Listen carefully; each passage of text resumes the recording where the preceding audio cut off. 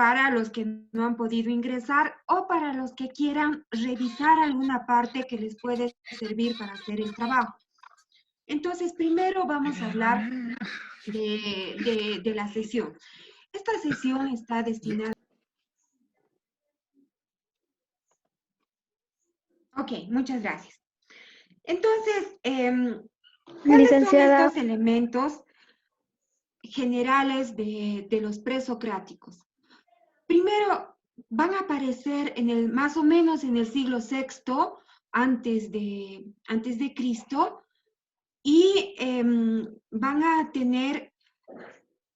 empezar a tratar de entender el mundo que les rodea a través de la razón. Ya no van a atenerse a explicaciones de corte mítico. Ya no van a esperar que las cosas que suceden, que los eventos, que los fenómenos sean explicados a través de la voluntad y el capricho de los dioses. Ellos van a empezar a dar una explicación de estos fenómenos, de estos acontecimientos, de estos hechos de la naturaleza a través de la observación científica. Y a través de la observación científica y el uso de la lógica y de la razón, van a tratar de encontrar las leyes que van a normar a la naturaleza, las leyes de la naturaleza. Y en esa búsqueda van a tratar de encontrar la verdad. Ahora, ¿qué distingue a los presocráticos de los científicos? Claro, si se fijan ustedes, los presocráticos, si solamente atendieran la búsqueda de la verdad a través de la observación y del método científico de las causas y de los efectos, muchos de ellos han sido grandes científicos, han hecho grandes descubrimientos en el orden de la matemática, de la física y de la astronomía, serían solamente científicos y no serían filósofos. Pero ¿qué es lo que distingue a este grupo grande de sabios?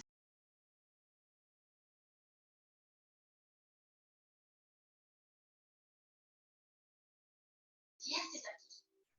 Esta es mi sala de estar. No.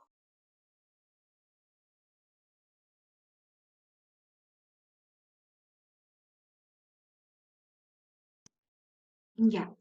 Les decía entonces, ¿qué es lo que les distingue a este grupo de sabios para que no sean solamente científicos y sean filósofos? Es su búsqueda del arqué. ¿Y qué es el arqué? El arqué es el fundamento, el origen y la causa de todas estas cosas, de las cosas físicas, de los entes, ¿no? De la naturaleza. Y en esa búsqueda del arqué, que es lo esencial y lo fundamental, es lo que se distinguen como filósofos y no solamente como científicos. Entonces, en la búsqueda de lo esencial y de lo fundamental, del arqué, principio, origen y causa de las cosas, del universo, del mundo, de la naturaleza, de esta realidad, es que los presocráticos inauguran esta forma de conocer y expresar la realidad, no solamente a través del pensamiento científico, sino también del pensamiento filosófico. ¿Ves? Las dos cosas están unidas, ciencia y filosofía, y van a caminar desde ese momento juntos. Y por eso la ciencia occidental, está muy ligada al orden del pensamiento lógico y racional. ¿Qué es lo que les interpelaba? ¿Qué es lo que les conmovía? ¿Qué es lo que les preocupaba? ¿Qué es lo que les perturbaba a este grupo de presocráticos? Lo que les conmovía era el movimiento, a todos ellos. El movimiento no en sentido de traslación, no ir caminando de un lugarcito a otro lado. Les preocupaba el movimiento en cuanto a cambio, a transformación, a mutación.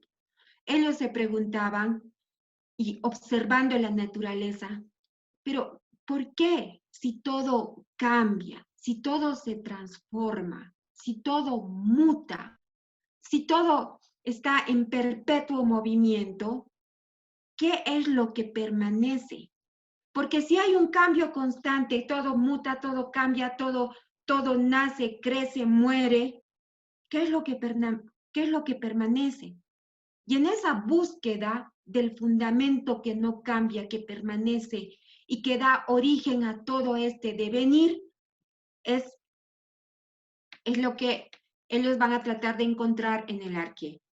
Si ustedes ya han comenzado sus lecturas, van a ver que el primer presocrático, el primero de ellos, el mítico Tales de Mileto, él pensaba que el origen, que el fundamento y la causa de todo el universo y de todos los seres y de todas las cosas existentes era el agua.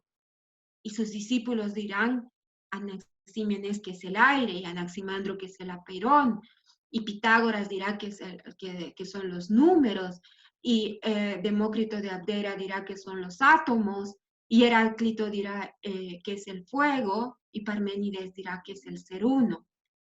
Entonces, esa es una de las características de todos ellos. Pero ahora yo me voy a detener en uno de ellos, uno que me gusta muchísimo y del que he hecho un trabajo que se los he pasado. Es un trabajo un poco arriesgado porque dice mucho de mi interpretación, ¿no? Es una interpretación un poco a contrapelo de la tradición clásica de la interpretación de Parménides de Lea en alguno de los puntos. Por tanto, voy a comenzar a desarrollar el tema de Parménides de Lea, que es lo que les va a servir para hacer el trabajo. Abro un paréntesis en lo que es el trabajo. He tratado de que este trabajo esté relacionado con el quehacer de ustedes como comunicadores. Habíamos visto lo que es la tradición oral, lo que es la tradición escritural. Hemos visto la importancia de la tradición oral en estos momentos. Cómo la tradición oral en momentos como ahora, donde aparece el Internet, aparece mucho el mensaje a través de las imágenes, es importante. Eso debería estar en el ámbito de reflexión de ustedes, ¿no? Hacer un parangón entre la tradición oral y la tradición escritural. Y en mi video, en lo que les comentaba a ustedes, yo les había dicho que yo soy muy crítica con la tradición escritural y con el pensamiento lógico racional, que no es tan mal, pero que la carrera de comunicación es como una suerte de dogma de fe, que solamente se circunscribe a lo académico, a lo escritural, ¿no? En formas de comunicación muy cerradas, muy limitadas, muy poco imaginativas.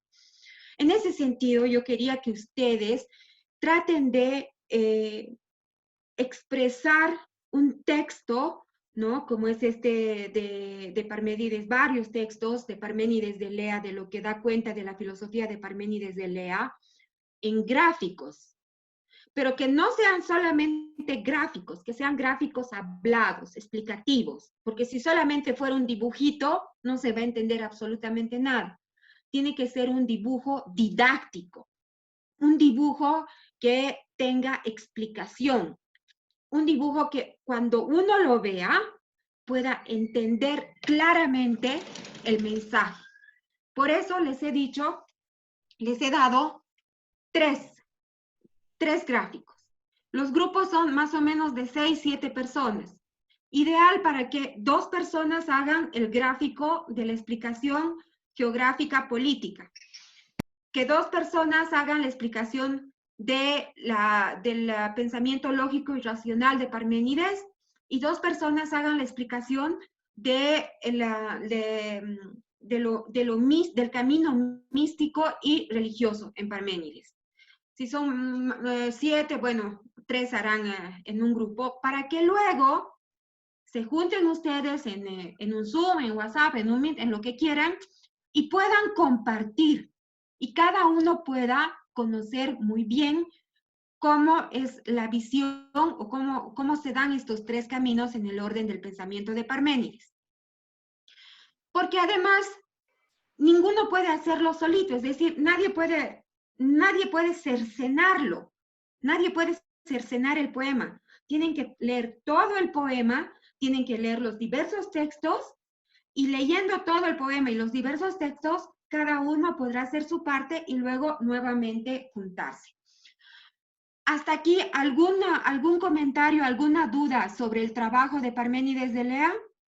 Licenciada, tenemos que hacer como entonces, como una caricatura, algo así, No sé como, dónde como, está como un mi chat. cómic, algo así, para que se entienda. Pueden poner también, pueden poner las preguntas, pueden poner las preguntas por chat. Aquí estoy viendo el chat, entonces si hay alguna pregunta también la cuelgan ahí.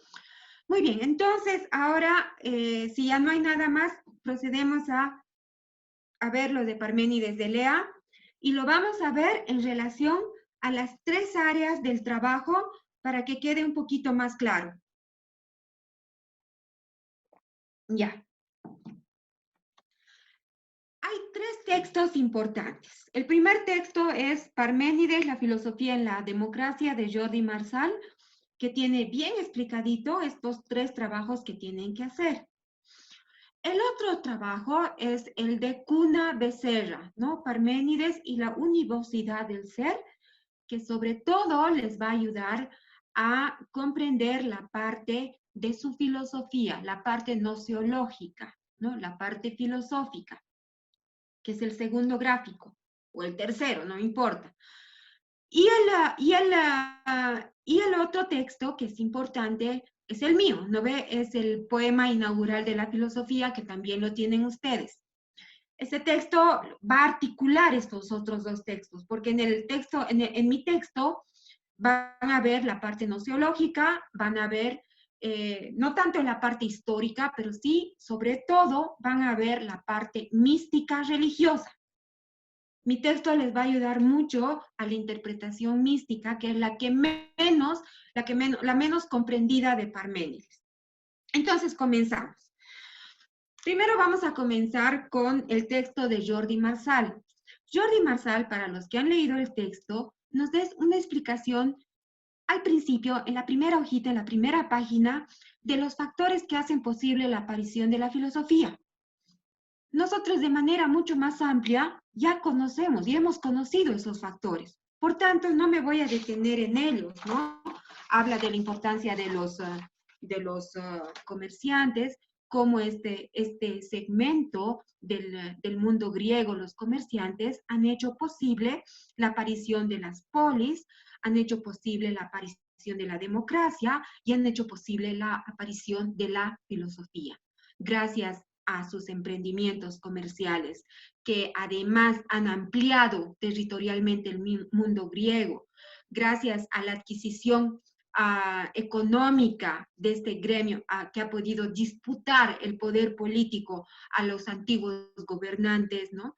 Ha sido posible un cambio estructural muy importante. Hemos visto también con Eric Havelock cómo el invento de la escritura griega a través de las consonantes y de las vocales ha hecho posible también una migración de la comunicación oral a la comunicación escritural ligada estrictamente al pensamiento filosófico y científico, ¿no? Todos esos aspectos nos habla Jordi Marsal. Y nos lleva a la figura de Parménides de Lea para mostrarnos que este Parménides es un Parménides que surge en un contexto de irrupción de algo. Yo lo digo en el texto que escribo, que Parménides de Lea está entre ambas aguas de un mundo que emerge y otro mundo que está por desaparecer en el mundo griego. Está en la intersección entre estos dos mundos, entre el mundo de la tradición oral, ¿no? y está entre este otro mundo de la tradición escritural. Espérenme un segundito.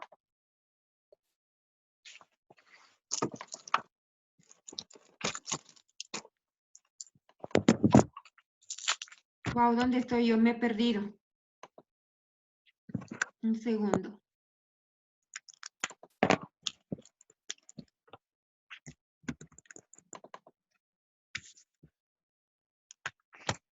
Licenciada, Ya. estamos hablando sobre... ¿Están viendo bien, chicos? ¿Todo bien hasta aquí? Sí.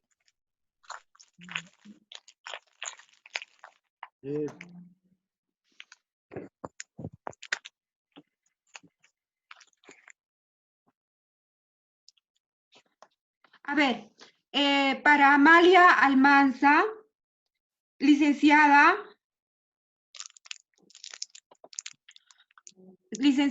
si es que no tenemos los textos que usted mencionó, pero Amalia, todos los textos están en el Classroom, absolutamente. El video, el texto de Jordi Marsal, el de Cuna Becerra, mi texto, los textos del poema de Parménides, el texto de los presocráticos de Filosofía 10, todos esos textos están en Classroom.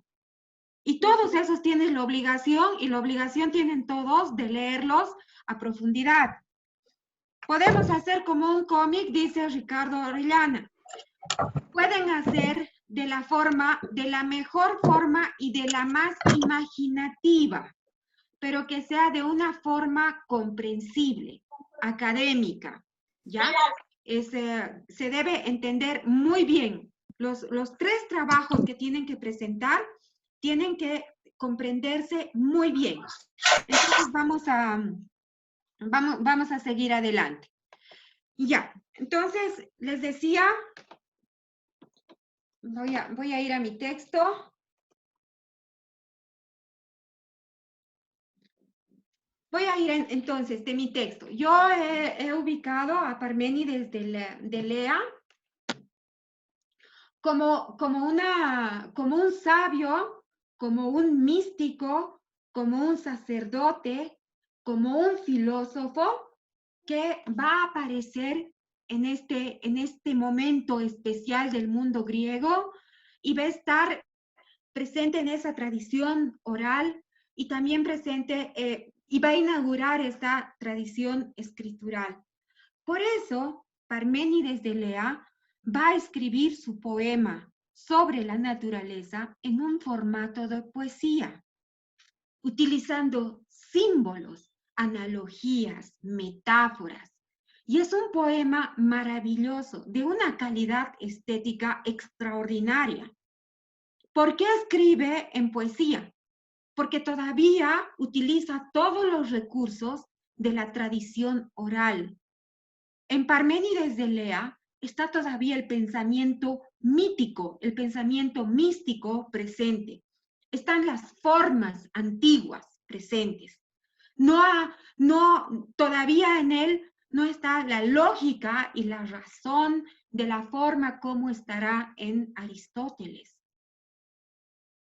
Por eso me gusta Parménides de Lea, porque en él, en la figura de Parménides de Lea, va a confluir el místico, el sacerdote, el poeta, el mago, el filósofo, el científico, el sabio, el curador, el médico. Es lo maravilloso de los presocráticos. Ya posteriormente, sobre todo con Aristóteles, se dejará todas estas cosas que proclamaba ¿quién? Diotima de Mantinea. ¿Se acuerdan de Diotima de Mantinea que decía, ¿quién es el filósofo? Este daimón, este demonio intermedio entre los dioses y los mortales, que es todo esto que es Parménides de Lea y todo eso que era la misma Diotima de Mantinea. Entonces ese es Parménides de Lea. No me voy a detener, ustedes van a poder leer en mi texto cómo ejercía sus funciones de sacerdote, de sanador, de iatromantis,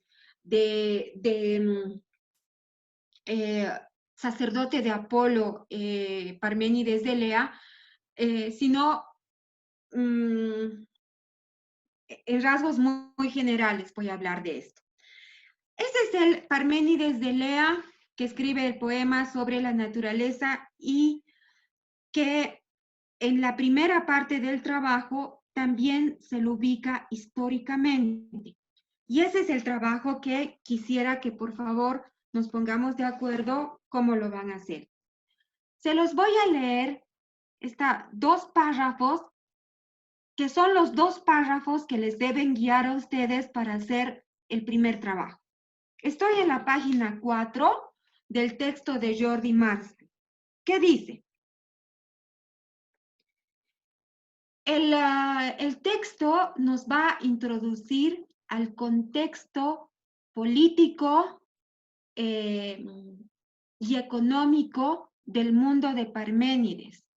En cualquier interpretación de una obra de arte, de un texto literario, de un texto histórico, es importante conocer el contexto.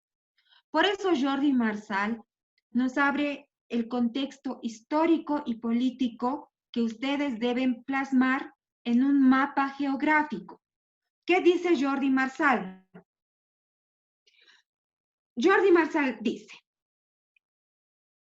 la primera colonización griega había llevado a la aparición de colonias en las costas de Oriente. Allí, estas costas entran en conflicto primero con frigios y lidios y finalmente con los persas, lo que producirá la segunda colonización desde las costas de Asia Menor hacia el Mar Negro, las costas africanas y el sur de Italia, la Magna Grecia. Listo. Ustedes tienen que tener un mapa donde esté presente la Grecia peninsular, las costas de la antigua Jonia, el Asia Menor. Tienen que tener todo el mapa del sur de Italia, la bota italiana con su isla, con Sicilia, y tener un mapa un poquito más allá que vaya hasta las costas de Córcega, de Marsella, ¿ya? Tienen que tener ese mapa grande, porque ya han visto la primera parte, y eso recordando a lo que pasan con Sonia Castro, tienen que identificar todito lo que dice aquí, dónde se ha dado el conflicto frigios y lidios, y dónde se ha dado el conflicto con los persas, y cómo de ahí han salido a una segunda colonización desde las costas del Asia Menor hacia el Mar Negro. Tiene que estar el presente el Mar Negro, las costas africanas y el sur de Italia y la Magna Grecia. Todo eso tiene que estar presente en el mapa que van a hacer, porque además es importante para su clase de historia. Sigo. Una de estas metrópolis, de esta colonización, de esta primera colonización en las costas del Asia Menor, es Focea. Focea es el lugar de donde los papás, el padre, la familia de Parménides va a salir. Abro un paréntesis. Focea era una ciudad importante para el mundo de Lea y de todo el pensamiento helénico. ¿Por qué? Porque era una ciudad muy mística. De Focea salían los grandes sacerdotes que rendían culto a Apolo. Pero este culto a Apolo era un culto que provenía de una tradición muchísimo más antigua, tan antigua que sus rastros llegan hasta la prehistoria. Me gustaría mucho dedicarles más clases porque esto lo he investigado y me apasiona también, pero hay una relación con los cultos de nuestros ancestros esos cultos que se rendían en la caverna de las, si se acuerdan ustedes de las maravillosas expresiones pictóricas de la prehistoria, ¿no? Del mundo de las cavernas, de las protodiosas, de los chamanes. De ahí, de ahí va a provenir estos cultos que se hacían en la ciudad de Focea. Cuando hay una batalla, en Focea, donde van a verse sometidos los focenses por Harpago, ¿no ve? Este Harpago les va a decir a los focenses, les va a dar un término de gracia en la noche para que vayan y saquen todo lo de valor que tienen los focenses para que no sean exterminados. Los focenses van a sacar todos los materiales que daban soporte a sus rituales. Entonces, de ahí salían los grandes sacerdotes de Apolo. Focea era una ciudad muy mística. Continúo entonces cerrando ese paréntesis. Una de estas metrópolis de Asia Menor es Focea. Obviamente, tienen que investigar y poner en su mapita dónde está Focea. Los focenses van a fundar Marsella hacia el año 600 y poco después Alalia en las costas de Córcega. Marsella, ustedes saben, es una ciudad, actualmente sigue siendo una ciudad francesa. ¿Conocen el himno a Francia? La marsellesa, ¿no ve? Bueno, Marsella, entonces, fíjense, ha sido fundada por los focenses. Qué lindo dato esto. Pero además también, aparte de fundar Marsella, van a fundar Alalia en las costas de Córcega. ¿Qué es Córcega? Es una isla. ¿Quién ha nacido en Córcega? ¿Qué personaje famosísimo ha nacido en Córcega? Napoleón Bonaparte, el gran corso, es de Córcega. Entonces ustedes tienen que identificar dónde está Marsella y dónde está Alalia. Alalia les está diciendo aquí el texto que está en las costas de Córcega. Entonces estará por ahí. Continúo.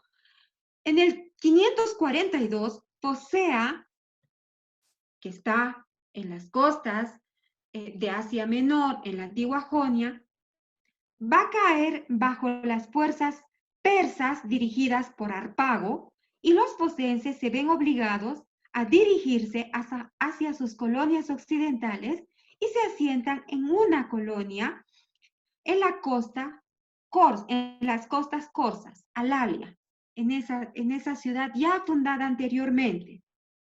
Sin embargo, el progresivo asentamiento de griegos en la Magna Grecia comporta fuertes hostilidades con los cartaginenses por el sur y con los etruscos por el norte. Los etruscos son, ¿de dónde están los etruscos? ¿Cuál es el territorio de los etruscos? Es toda la bota italiana, ¿no? Ahí, por ahí están ellos. Y los cartaginenses, ¿dónde está Cartago? Ustedes saben también, eso tienen que estar identificado en su mapa. Esta situación culmina en el año 535 en una batalla naval frente a Alalia entre griegos y la flota etrusco-cartaginense. El resultado de la batalla es incierto, pero supone un freno a la actividad griega. A partir de ese momento no se fundarán nuevas colonias y con ello la mentalidad dinámica y emprendedora del colonizador va a verse sustituida por la mentalidad necesitada de orden y estructuración del comerciante. Los focenses abandonan la colonia de Alalia y tras una breve estancia en Regio, se dirigen a un poblado donde ya se había asentado entre el 570 y el 565. Este poblado es Elea. Junto con los focenses, ya también un grupo procedente de Posidonia. Esta compleja fundación de la ciudad tiene su traducción en la estructura urbanística de la ciudad. 3 núcleos van a componer la Acrópolis, dice. Uno de origen aqueo, ¿Cuáles son los del origen aqueo? Los posidonios. Ojalá puedan encontrar la ciudad de Posidonia, ustedes en su mapa. Está en la Grecia peninsular. Por eso tienen ese origen aqueo los posidonios. El otro es de procedencia jonia. ¿Quiénes son los de procedencia jonia? Los focenses, los que han venido de Focea, los descendientes de Focea. Y entonces así se va a conformar esta ciudad de Lea, con dos grupos poblacionales griegos, aqueos por un lado y jonios por otro lado. Como decir aymaras y quechuas, collas y cambas. Así, más o menos. Y por esa conformación van a conformarse barrios. Barrios de los aqueos, barrios de los focenses o de los jonios. A veces, ¿no? Estos barrios, dice, en la ciudad van a tener, obviamente, su acrópolis, que está en el centro, y estos dos barrios que van a ser atravesados por un camino. Y al medio de esos dos barrios va a haber una puerta que muchas veces va a estar cerrada por los conflictos entre estos dos grupos. Entonces, ese es el contexto que ustedes tienen que plasmar en su mapa geográfico. Cuanto más completo esté su mapa geográfico, con todos estos nombres que aparecen en estos 2 o 3 párrafos, su calificación será también completa. Si aparecen los 10 o 15 nombres, será 10. Si aparecen 3 o 4 nombres, será acorde a lo estrictamente fidedigno y bonito que muestren ustedes en el mapa. Ustedes saben que en los mapas geográficos hay formas de representar una batalla naval. Los mapas geográficos utilizan flechas de conquista, de avance, de confrontación. Eso ya los dejo a la imaginación y a su deseo de ustedes. Esa es la primera parte de la parte histórica política, que es el contexto donde va a aparecer Parménides de Lea. Parménides de Lea nace en Elea, pero todo este contexto de su pasado es importante para que podamos entender nosotros el poema. Paso a una segunda parte importante. Quiero ver qué hora es. Sí. La parte de la interpretación nociológica o filosófica. Para eso voy a... un segundito. Cancelar. Vamos a ver, nos va a servir para esta interpretación nociológica o filosófica el texto de Jordi Marsal, pero también nos va a servir muchísimo. En realidad, quizás lo que más luces nos va a dar es el texto de Cuna Becerra. Les repito, todo eso lo tienen en Classroom. No hay un solo texto, no necesitan ir casi a ningún lado, salvo para hacer el mapa geográfico que van a tener que hacer investigación en internet. No necesitan ir para la parte del marco teórico a ningún otro lado. Todo lo tienen ustedes. Bueno, entonces tenemos la interpretación, la lectura nociológica. Parménides de Lea, en su poema, en realidad está dando origen a la metafísica. Es tan importante el poema de Parménides que va a marcar definitivamente la academia. ¿Por qué? Porque en el poema de Parménides va a aparecer la distinción que que es muy difícil abandonar y que está inscrita en el pensamiento académico, de distinguir entre el pensamiento de la doxa, de la opinión, entre el pensamiento del episteme, de la ciencia. Entre el conocimiento de la opinión, de la doxa, que es un conocimiento incierto, entre el conocimiento certero, válido, del episteme y del conocimiento científico.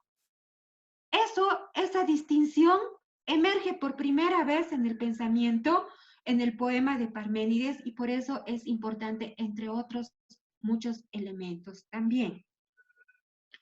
La mayoría de los estudios clásicos han estudiado estos dos aportes, doxa frente a episteme, pensamiento de la opinión, el pensamiento común, frente al pensamiento de la lógica, de la razón, del pensamiento científico. Y de la validez primordial de este pensamiento sobre este otro pensamiento.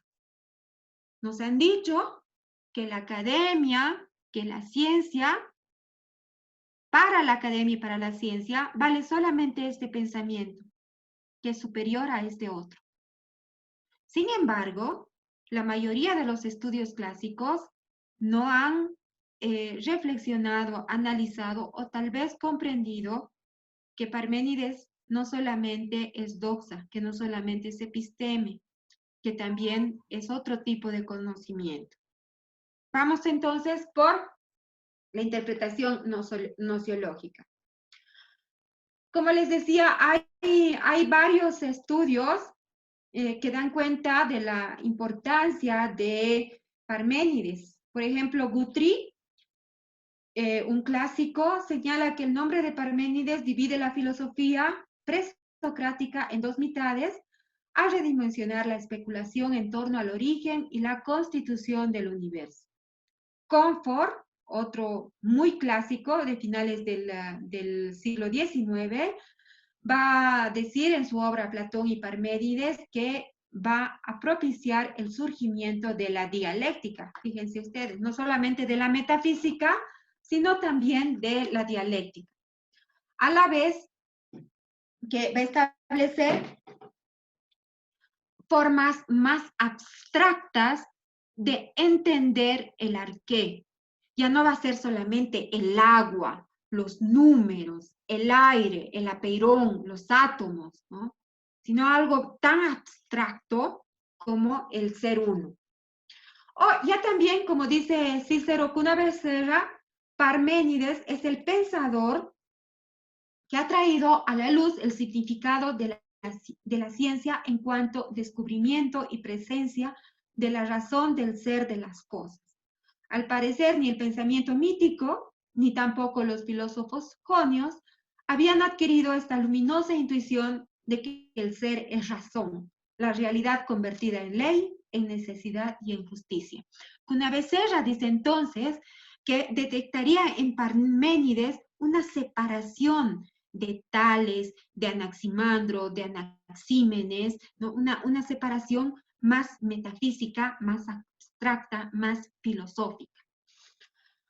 A ver, asimismo, este poema dice, propicia la inauguración del surgimiento de la dialéctica, de la lógica, y establece por primera vez un camino, un odo, es decir, un método de investigación como ruta verdadera que nos conduce al verdadero conocimiento, al conocimiento científico, de la episteme, al verdadero conocimiento, además que va más allá de la ciencia, que va al conocimiento del arqué, fundamento y origen de todas las cosas, que para Parménides es el ser uno.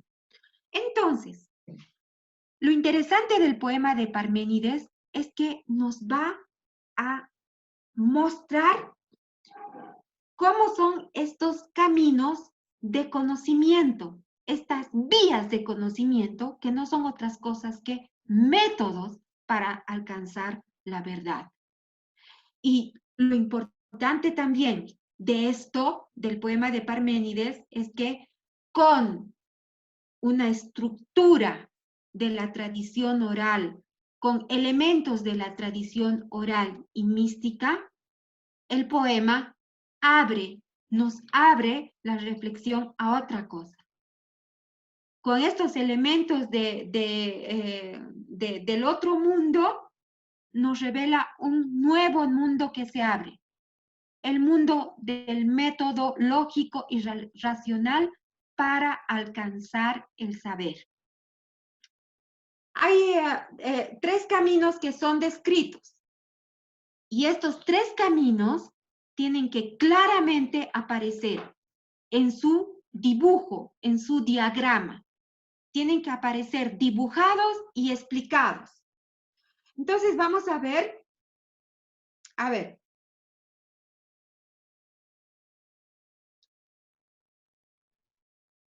Ya.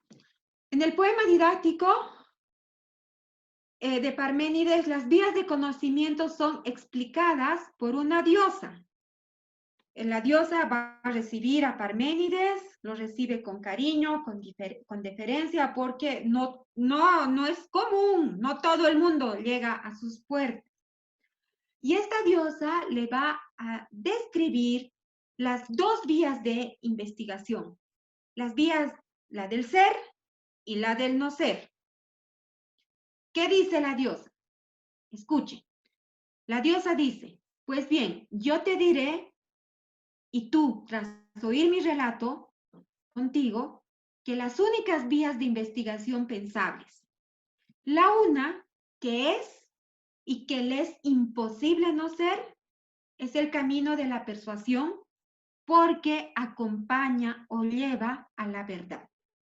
La otra, que no es y que es necesario no ser, esta, te lo aseguro, es una vía totalmente indiscernible, pues no podrías conocer lo no ente ni expresarlo. ¿Qué quiere decir? Parménides tiene una relación que también explicita bien lo que es el logos. ¿Qué es el logos? Ya me han respondido en el primer cuestionario o en el segundo cuestionario. El logos es esa intrínseca relación entre pensamiento, lenguaje y razón. 3 elementos. Uno, para la filosofía, uno no puede decir, no puede expresar lo que no existe. ¿Cómo uno puede decir lo que no existe? Es lo que nos está diciendo Parménides de Lea. Uno solamente puede decir, expresar y conocer lo que es, lo que existe. Y no importa si lo que existe es Superman, el ratón Miguelito, el bien, la belleza. Hay diferentes tipos de entidades, pero que son. En cambio, Parménides de Lea nos va a decir lo que no es. ¿Qué cosa se puede decir de lo que no existe, de lo que no es? Entonces, ahí nos está diciendo Parménides, con lo que le dice la diosa, que hay solamente 2 caminos. Uno, el que nos lleva a la verdad, es el camino del ser, y el otro que hay que descartarlo, que es el camino del no ser. Entonces, estas 2 vías la diosa la presenta como excluyentes.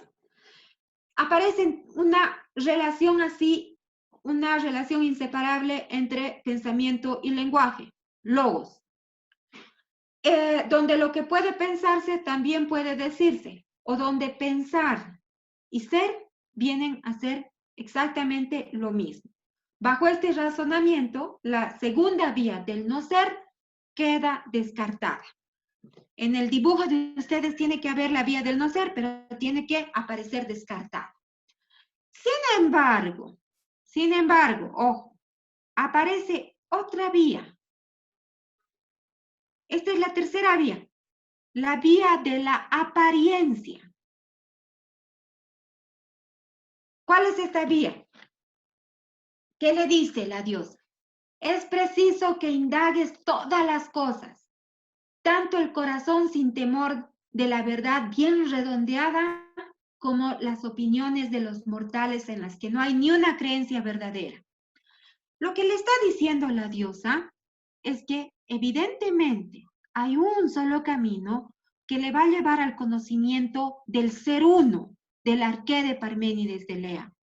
Pero la diosa también le está diciendo, oye tú, Parménides, también es importante que conozcas todas las cosas que aparecen en tu cotidianeidad, en esa tu realidad sensible, donde vives, donde transcurre tu vida cotidiana. Es importante ese camino. Es el camino de el mundo de la apariencia, del mundo sensible. Hay dos mundos claramente establecidos en el poema de Parménides. El mundo de la apariencia, el mundo sensible, ese mundo que se lo conoce a través de la opinión, de la doxa, y el mundo de lo que se conoce a través de la inteligencia, el mundo de inteligible. ¿Ya? Esos dos mundos. Parménides considera la opinión como un conocimiento, como un cierto tipo de conocimiento, un conocimiento que no tiene las características de verdad plena. Entonces dice, para que es importante que este tipo de conocimiento, el tipo, no sé, ¿se acuerdan en el acto de filosofar? Que era lo que era un estorbo para el verdadero conocimiento filosófico, el mundo de la cotidianidad. Este mundo donde nosotros estamos y del que debemos alejarnos, tenemos que tener un quiebre para proceder al pensamiento filosófico. Es ese mundo, ¿no? El que la diosa le dice, esto es un estorbo. No permitas, Parménides, que el hábito, hijo de la mucha experiencia, te obligue a dirigirte y a quedarte en este camino. ¿Ya? Le advierte sobre los peligros de este mundo sensible cotidiano. Ahora, desde ese momento entonces, desde ese momento, en la historia de la filosofía, como les decía, van a separarse estos dos tipos de conocimiento. El del mundo sensible, de los fenómenos, de las cosas, del mundo inteligible, del que solamente se puede conocer a través del uso de nuestra inteligencia, de nuestro pensamiento lógico racional. El otro mundo lo vamos a conocer a través de nuestros sentidos. Y con eso, la oposición y valoración positiva entre el juzgar racional y lógico del filósofo, que puede aspirar a través de la inteligencia, a través del logo, al verdadero conocimiento del ser uno. Ya ustedes tienen que poner, cuando dibujen su ser uno, todas sus propiedades de este ser uno. ¿Cuáles son las características? ¿Cuáles son las propiedades del ser uno al que quiere llegar a conocer, a aprender Parménides? Sus características son increado, indestructible, completo, inmóvil, sin fin, eterno, imperecedero. Este es el conocimiento logrado a través de nuestra inteligencia y de nuestro pensamiento lógico racional, que tiene un valor cualitativo, intenso y profundo, que se da en la mente, que es todas estas características tienen que aparecer en su dibujito. Acuérdense, les repito, este conocimiento del mundo inteligible, del mundo que se aprende por la razón y por la inteligencia, es un pensamiento cualitativo, intenso y profundo, un conocimiento que se da en la mente. En contraposición, y eso también tiene que aparecer en su dibujito, el conocimiento que surge en la cotidianeidad, el conocimiento que surge en el mundo sensible, es un conocimiento que se da a través del hábito y por tanto tiene en el poema de Parménides una connotación negativa, así como despectiva. ¿Y cuáles son este conocimiento? ¿Qué características tiene? Tiene este tipo físico, se aprende por los sentidos. Es cuantitativo, superficial y múltiple. Y constituye un conocimiento incierto, ¿no? Es un conocimiento incierto. Este tipo de conocimiento, dice Parménides, es un conocimiento que llega a los simples mortales a confundir el real sentido de las cosas con las apariencias. Pero ¿por qué es importante que el filósofo transite también por este mundo? Porque el filósofo que conoce el verdadero sentido de las cosas, el ser uno, al conocerla, va a poder dar fe cierta, le va a otorgar verdad a este conocimiento de las cosas sensibles, múltiples de la apariencia. Es decir, solo el filósofo y su conocimiento de la realidad última de las cosas, del arqué, del ser uno, lo va a legitimar para estudiar el mundo múltiple de las apariencias y de hablar con verdad de ellas. ¿Se dan cuenta? Es importante. Entonces, es importante que el filósofo transite por la vía de la verdad para llegar al conocimiento del ser uno. Este conocimiento le va a otorgar la posibilidad al filósofo de conocer en verdad las cosas que están inscritas en el mundo sensible, en el mundo de la opinión, en el mundo de la doxa, en el mundo de la cotidianidad. Porque solamente ese pleno conocimiento de la verdad le va a otorgar la posibilidad del pleno conocimiento de las cosas inscritas en el mundo que nos rodea de nuestra cotidianidad, ¿no? Entonces, eso es lo que tiene que aparecer en el texto de ustedes. Hay varias formas de representar todo lo que les estoy indicando. Podrían representar ustedes en forma de dos mundos, mundo sensible, mundo inteligible, mundo de la doxa, mundo del episteme, características de la doxa de la opinión, características de la verdad del mundo inteligible. Pero también, a mí me gusta mucho esto que comparto con mi maestro, mi querido maestro Juan Arauz, que dice, Juan Arauz lo ve estos mundos posibles como un camino con dos carriles. ¿Qué dice exactamente él?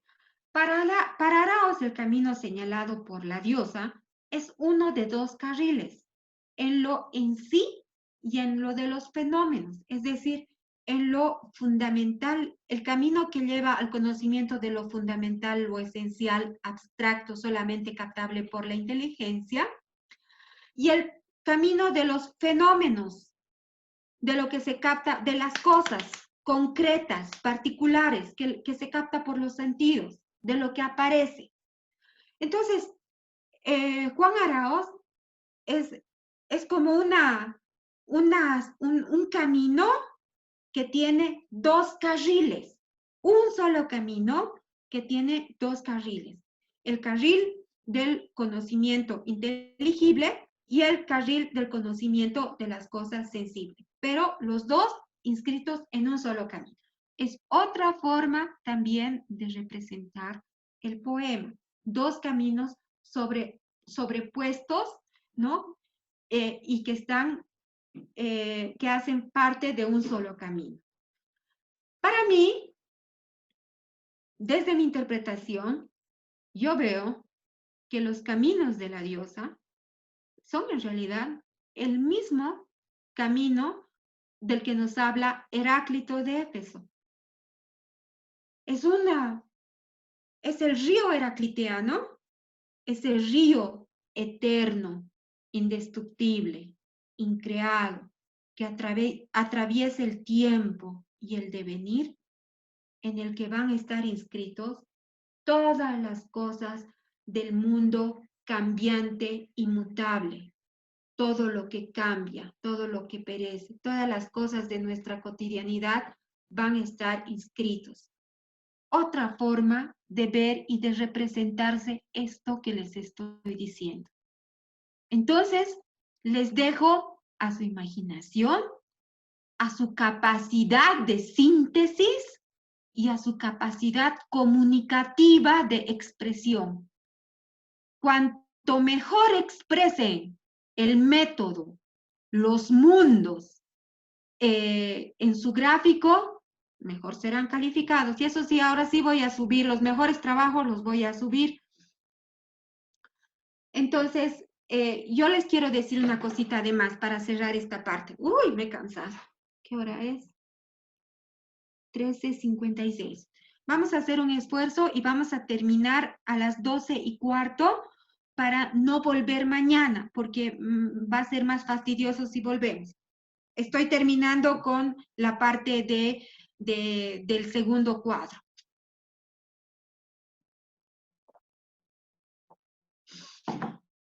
La mayoría de los intérpretes, de los grandes investigadores clásicos del poema de Parménides, se han centrado en la parte nociológica de la episteme, la que da lugar al conocimiento del ser uno, del arqué de Parménides de Lea.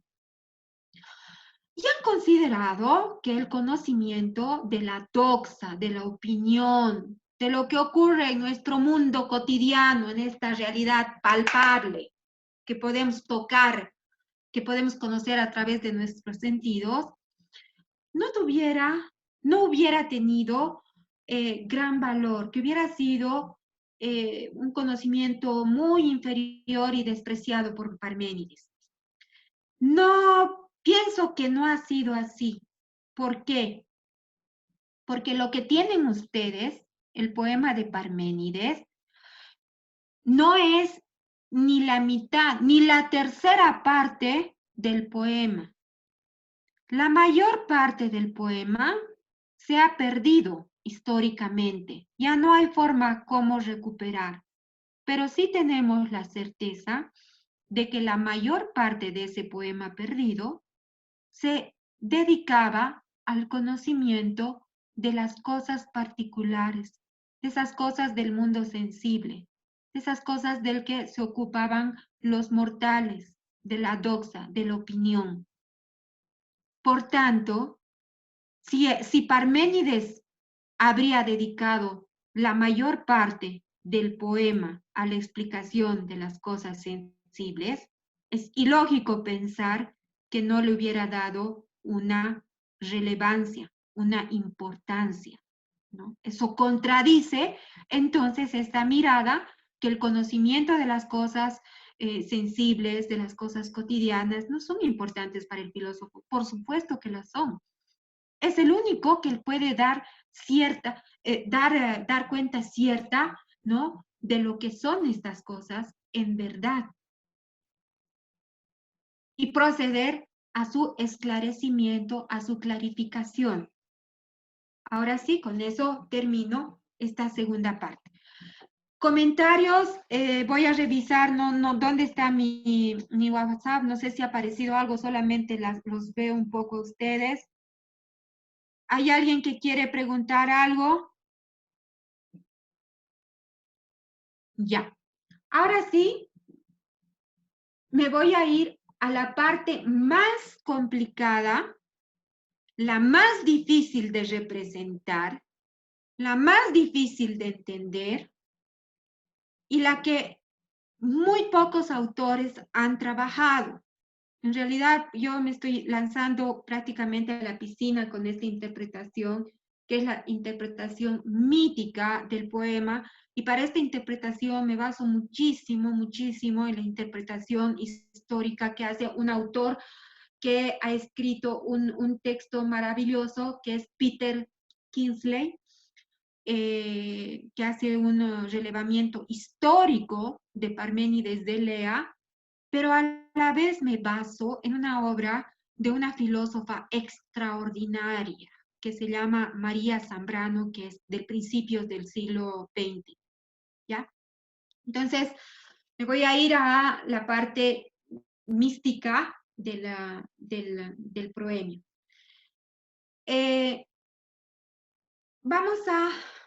Voy a empezar diciéndoles a ustedes que, a ver, ya, que la parte del proemio es la parte que va a describir, que son los primeros versos, los que describen a Parménides de Lea montado en un carro griego, en un carro que está conducido por dos áurigas que son dos jóvenes hijas del sol, son dos seres divinos, pero a la vez también va a estar conducido por yeguas. Parménides dice claramente, yeguas, femenino, de caballos, quienes le conducen al conocimiento, las yeguas, las doncellas, quien le abre el mundo, quien le explique ese mundo de conocimiento, la diosa. Es un mundo claramente femenino, no por nada, eso no es un dato menor, no es decir lo mismo caballos que yeguas, diosas. Son las hijas del sol las que lo van a conducir. ¿Hacia dónde lo conducen? ¿Hacia dónde lo están conduciendo? Lo van a conducir a un mundo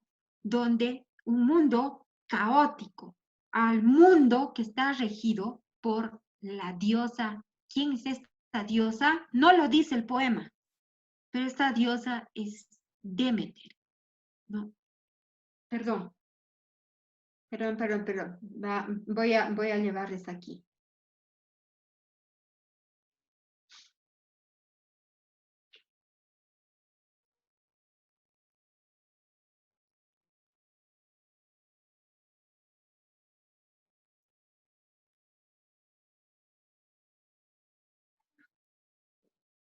¿Dónde estoy? ¿Dónde estoy?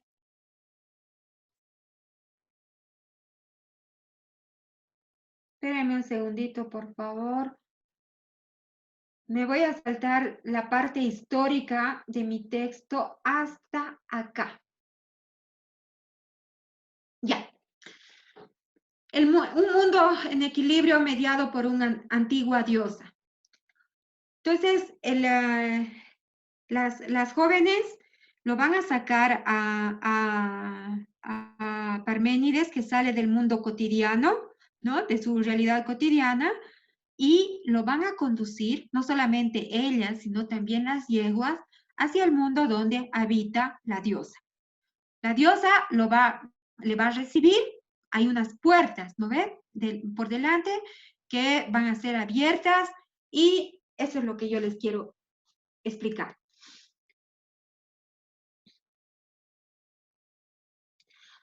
Acostumbrados por la tradición histórica y literaria en cuyas páginas la impronta patriarcal es norma, el mundo que se describe en el proemio del poema pareciera salir del canon al visibilizar uno femenino de increíble belleza, profundidad, poder y sabiduría.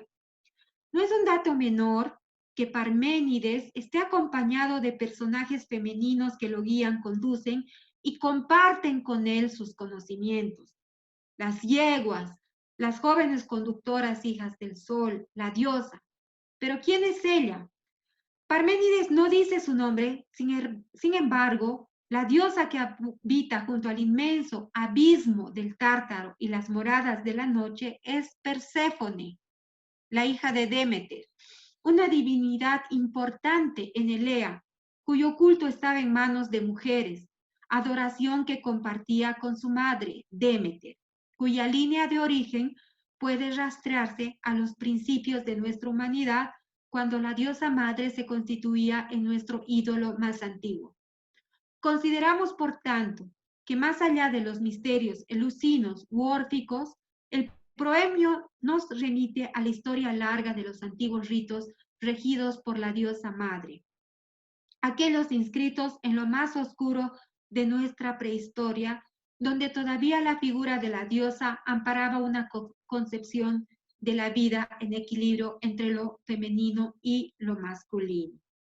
Eso es lo que yo quería decirles sobre esta parte. Entonces, la diosa, esta antigua diosa, que en realidad es Perséfone, es la que le va a dar la bienvenida hacia ese mundo que, ojo, no es el mundo de la luz, Es el mundo de la caverna, es el mundo donde ese infierno donde reina Perséfone juntamente con Hades. Es el mundo de la oscuridad. Y esto es lo más complicado y lo más bello del poema de Parménides y que es lo menos entendible incluso para los clásicos, pero sí perfectamente para María Zambrano, que nos dice que es solamente en ese mundo de la oscuridad donde va a encontrarse la luz. Es la oscuridad radiante que es revelada por la diosa, necesario para el verdadero conocimiento. Es, es, el, es la luz que está escondida en las tinieblas que va a revelar la esencia de un ser impenetrable vinculado, ¿no?, a ese anhelo de conocimiento del ser uno. ¿Se dan cuenta entonces ustedes? Ese es el mundo donde el Parménides ha entrado a ese éter. Uno no sabe si el éter está arriba o está abajo. Esa es la ambigüedad del poema. Ahora, ¿qué es lo que digo yo? Ya hemos visto, si han leído sobre todo a Jordi Marsal, nos dice, y eso lo tenemos claro. Este ritual de conocimiento, chicos, es el mismo ritual que van a practicar los gnósticos, los místicos. Es un conocimiento, este ritual bien parecido lo tienen los antiguos egipcios, los masones, los rosacruces, los maestros templarios. ¿Quiénes más? Todas las sociedades secretas, todas las sociedades de estudios místicos tienen el mismo formato de iniciación que aparece en el poema de Parménides. Y en el poema de Parménides, en este rito de iniciación, aparecen 3 caminos. El camino del conocimiento, ¿no? Del conocimiento a través de la inteligencia, la lógica, la razón, que nos lleva al conocimiento de lo máximo del ser uno, de ese conocimiento que da sentido a todas las cosas. Uno.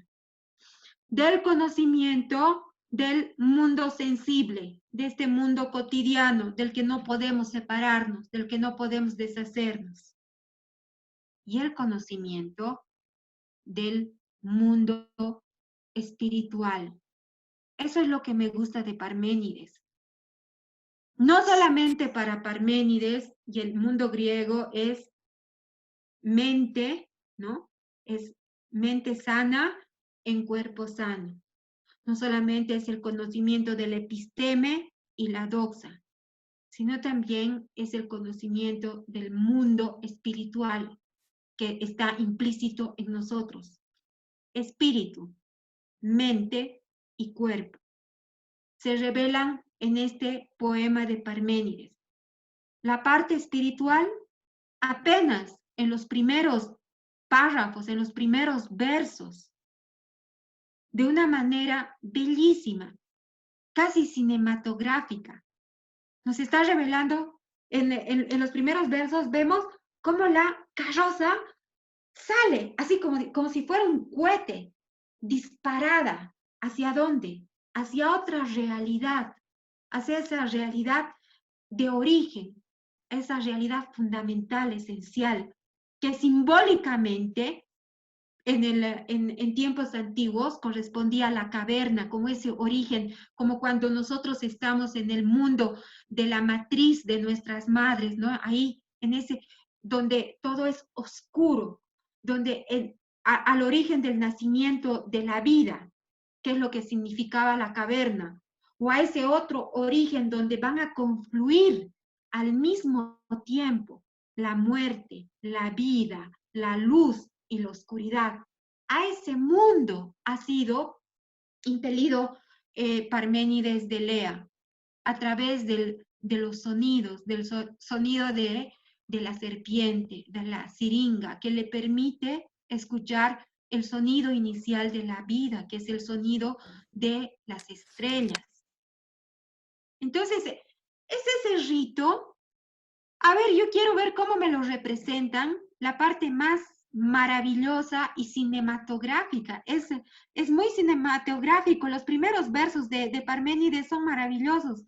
A ver cómo pueden representar esto, chicos.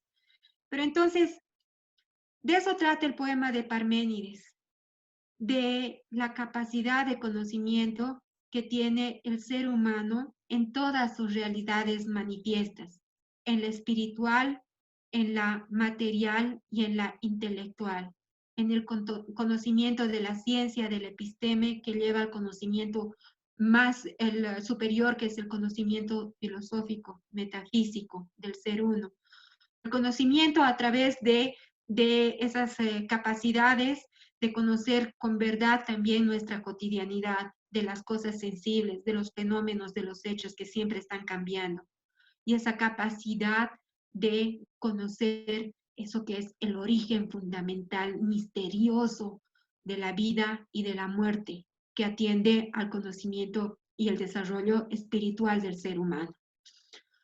Por eso el poema de Parménides, escrito hace más de 2500 años, 2600 años atrás, es una joya de la humanidad. Su conocimiento, su posibilidad de comprensión, de la profundidad de su comprensión, es un camino hacia el conocimiento a profundidad de nosotros mismos, de las cosas que nos rodean y cómo estamos en conexión con ellas. ¿Alguna habría terminado? Y quisiera, si no los escucho, que haya algunas preguntas, porque solamente tengo 3.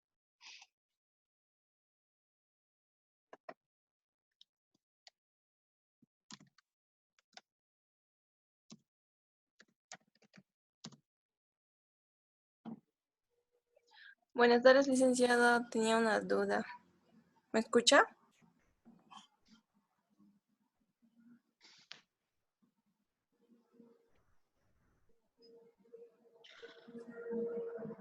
Licenciada. Ya, vamos, esto mismo voy a subir grabado para que ustedes en algún momentito tengan alguna duda, quieran volver a escuchar algún fragmento, alguna parte.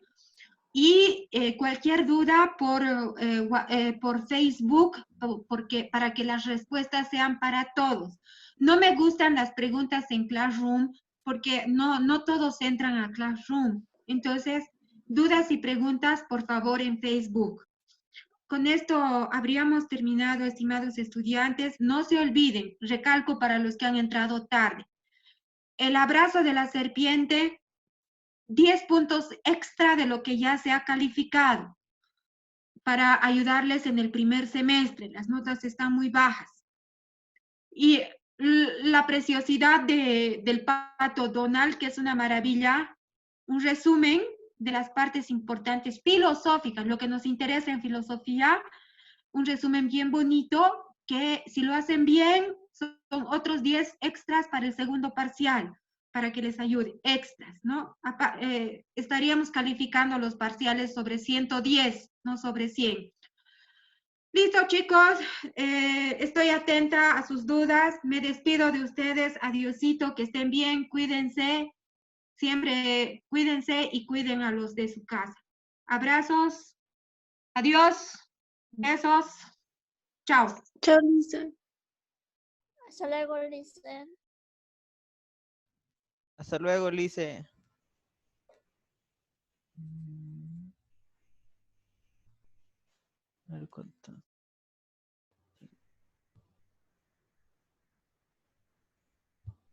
Ya.